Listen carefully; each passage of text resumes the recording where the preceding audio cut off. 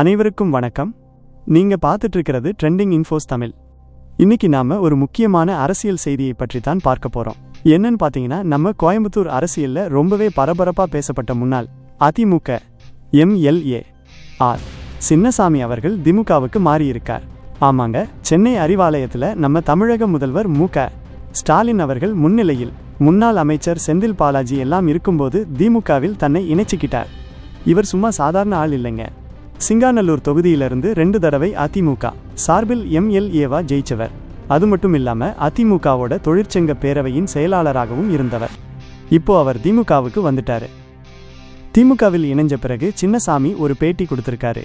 என்ன சொல்லியிருக்காருன்னு பார்த்தா, தாயுள்ளத்தோடு என்னை திமுகவில் இணைத்து கொண்ட முதல்வர் ஸ்டாலினுக்கு நன்றி. அதிமுகவில் உழைக்கிறவங்களுக்கு சரியான அங்கீகாரம் இல்லை அப்படின்னு வெளிப்படையா சொல்லியிருக்காரு.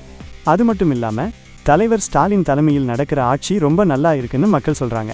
அதனால அவர் 2வது முறையும் முதல்வர் ஆவது உறுதி, அதுக்காக நான் பாடுபடுவேன் அப்படின்னு திமுகவுக்கு ஆதரவா பேசியிருக்காரு.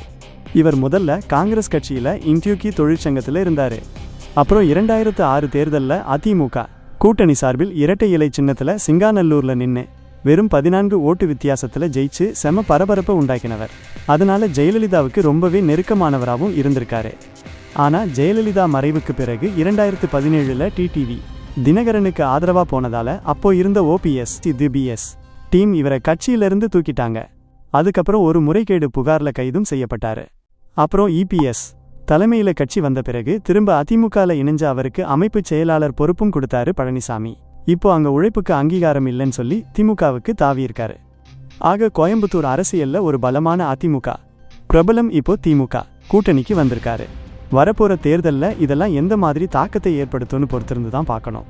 இதே மாதிரி வேற எந்த அரசியல் தலைவர் கட்சி மாறினா நல்லா இருக்கும்னு நீங்க நினைக்கிறீங்கன்னு கமெண்ட்ல சொல்லுங்க. இந்த செய்தியை பத்தி உங்க கருத்து என்ன? நீங்க என்ன நினைக்கிறீங்கன்னு மறக்காம கமெண்ட்ல சொல்லிட்டு நம்ம ட்ரெண்டிங் இன்ஃபோஸ் தமிழ் சேனலை சப்ஸ்கிரைப் பண்ண மறந்துடாதீங்க. அடுத்த வீடியோவில் சந்திப்போம். நன்றி.